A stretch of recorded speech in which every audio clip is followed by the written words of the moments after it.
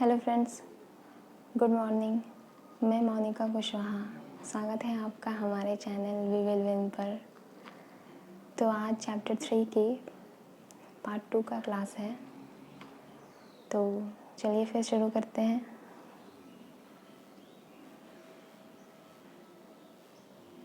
ये 14 नंबर तक मैंने करवा दिया था, तो अब पार्ट 2 पर आते हैं। पहला नंबर क्वेश्चन है, हड़प्पा के लोग तांबे का आयात कहाँ से करते थे? हड़प्पा के लोग तांबे का आयात राजस्थान तथा पश्चिम एशियाई देश ओमान से करते थे। ठीक है, हड़प्पा के लोग तांबे का आयात भारत में कहाँ से करते थे? राजस्थान में। और विदेश से होगा पश्चिम एशियाई देश ओमान से। ठीक है। सेकंड नंबर क्वेश्चन है, कांस्य किन धातुओं को मिलाकर बनाया जाता था? कांस्य किन धातुओं को मिलाकर बनाया जाता था? तांबे और टीन। कांस्य तांबे और टीन को मिलाकर बनाया जाता था क्या और है? अभी भी वही होता है। टीन का आयात कहाँ से होता था? टीन का आयात कहाँ से किया जाता था? टीन का आयात आधुनिक ईरान और अफ़गानिस्तान से किया जाता था। टीन का आयात आधुनिक ईरान और अफ़गानिस्तान से किया जाता था। ठीक। 4 नंबर क्वेश्चन है, सोने का आयात कहाँ से किया जाता था? सोने का आयात कर्नाटक से किया जाता था। ठीक, सोने का आयात कर्नाटक से किया जाता था। फ्रेंड्स, यहाँ पे मैंने कोई भी क्वेश्चन बाहर से बेकार में नहीं लिए हैं। जितने भी ये सारे एनसीईआरटी चैप्टर 3 के अब तक के जितने करवाए हैं मैंने क्लास, उसी में के हैं। ठीक है, कहीं भी दूसरी जगह से नहीं उठाया मैंने, सारे चैप्टर 3 से रिलेट करते हुए क्वेश्चन है। ठीक, तो 4 नंबर क्वेश्चन क्या है? सोने का आयात कहाँ से किया जाता था? सोने का आयात कर्नाटक से किया जाता था। ठीक, तो चलिए अभी चलते हैं 5 नंबर क्वेश्चन पर। बहुमूल्य पत्थर का आयात। ठीक, बहुमूल्य पत्थर का आयात कहाँ से किया जाता था? बहुमूल्य पत्थर का आयात गुजरात, ईरान और अफ़गानिस्तान से किया जाता था।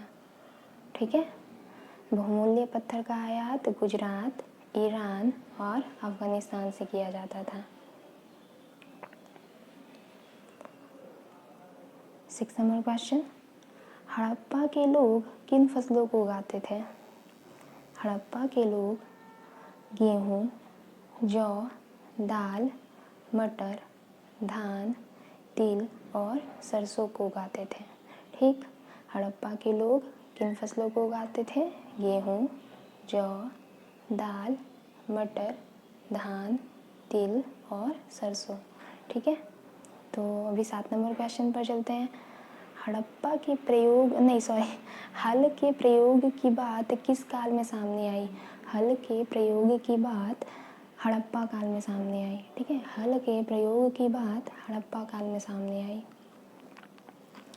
8 नंबर क्वेश्चन, कहाँ पर अभिलेखों को संभवतः मतलब शायद ऐसा माना गया है कि लकड़ी में जड़ा गया था। अभिलेखों को कहाँ पर लकड़ी में जड़ा गया था? धौलागिरी में। ठीक है, कहाँ पर जड़ा गया था? धौलागिरी में, लकड़ी पर।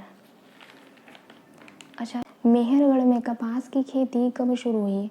मेहरगढ़ में कपास की खेती लगभग 7000 वर्ष पूर्व शुरू हुई। ठीक है, मेहरगढ़ में कपास की खेती कब शुरू हुई? 7000 वर्ष पहले। ठीक है, और बताया था मैंने कि मेहरगढ़ कहाँ स्थित है?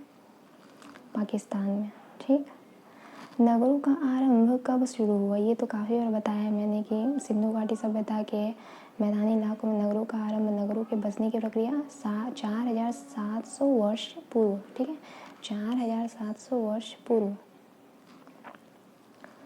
हड़प्पा के नगरों के अंत की शुरुआत। ठीक, काफ़ी बार सुना होगा आपने कि हड़प्पा के नगरों के अंत की शुरुआत कब शुरू हुई? लगभग 3900 वर्ष पूर्व। लगभग 3900 वर्ष पूर्व। ठीक है, कारण इसके बहुत से बताए जाते हैं, लेकिन कुछ भी जैसे कंफर्म नहीं है कि हाँ यही कारण होगा। जैसे नदियाँ सूख गई थी या फिर बाढ़ के आ जाने से, और भी काफ़ी सारे थे, मुझे उतना कुछ याद नहीं है, मैंने लिखा भी नहीं है कहीं। तो चलिए अच्छा ठीक, अगर हुआ तो अगले क्लास में इसके जो पार्ट 3 आएगा उसमें बताने की कोशिश करूँगी अच्छे से देख कर, ठीक है।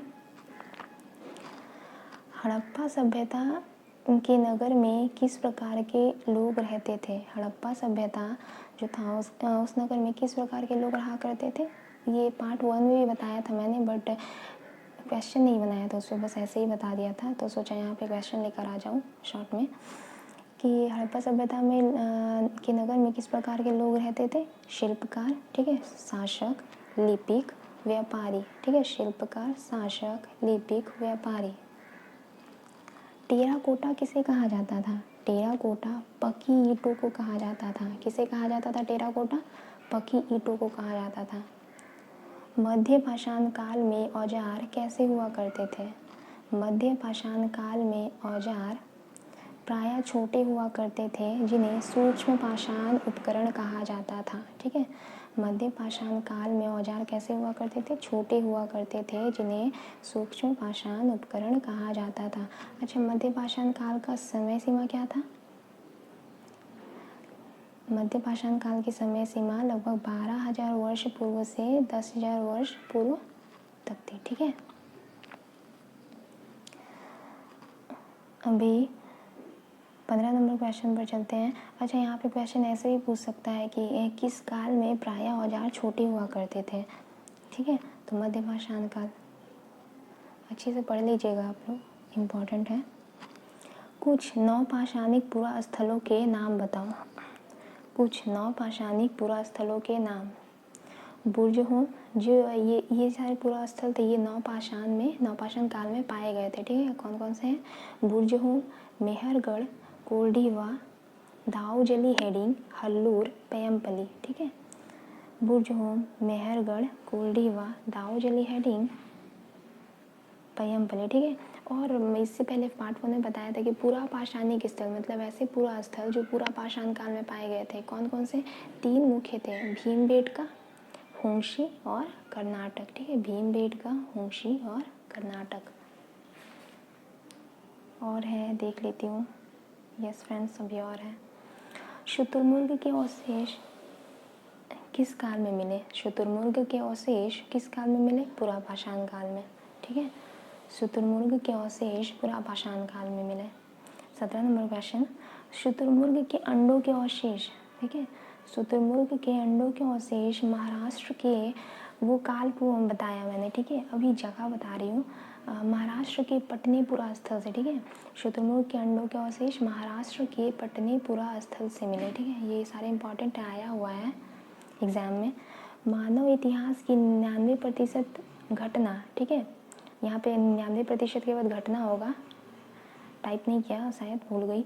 किस काल के दौरान घटित हुई? मानव इतिहास की 99% घटना पूरा पाषाण काल के दौरान घटित हुई, ठीक है। तो मानव इतिहास की जितनी भी घटनाएं लगभग हमें देखने को मिलती है वो मानी गई है कि वो पूरा पाषाण काल के दौरान ही घटित हुई, ठीक है ना। 99% घटना, इतिहास में जितना कुछ पढ़ते हैं, सोच रहे हो आप लोग। शुतुरमुर्ग के अंडों से मनके किस काल में बनाए गए? शुतुरमुर्ग के अंडों से मनके पूरा पाषाण काल में बनाए गए। शुतुरमुर्ग के अंडों से मनके पूरा पाषाण काल में बनाए गए, ठीक है। और 2 है फ्रेंड्स। मेहरगढ़ में मृतक को प्रायः किस ओर सिर करके दफनाया जाता था? मेहरगढ़ में मृतक को प्रायः उत्तर की ओर सिर करके दफनाया जाता था, ठीक है। मेहरगढ़ में मृतक को किस ओर सिर करके दफनाया जाता था? उत्तर की ओर, उत्तर की ओर, ठीक। प्राचीन शैल चित्रकला कहाँ मिली? प्राचीन शैल चित्रकला मध्य प्रदेश और उत्तर प्रदेश में मिली। प्राचीन शैल चित्रकला मध्य प्रदेश और उत्तर प्रदेश में मिली, ठीक। तो फ्रेंड्स, इसका पार्ट 5 भी आएगा, सॉरी पार्ट 3 भी आएगा ये चैप्टर का, क्योंकि चैप्टर थोड़ी लंबी है और क्वेश्चंस काफ़ी सारे निकले हैं, ठीक है। तो एक पार्ट में ये कवर करना मुश्किल था, तो इसलिए इसके पार्ट 3 भी लाना पड़ेगा मुझे। तो फिर तब तक के लिए चलते हैं, जल्दी लाने की कोशिश करूँगी पार्ट 3 भी।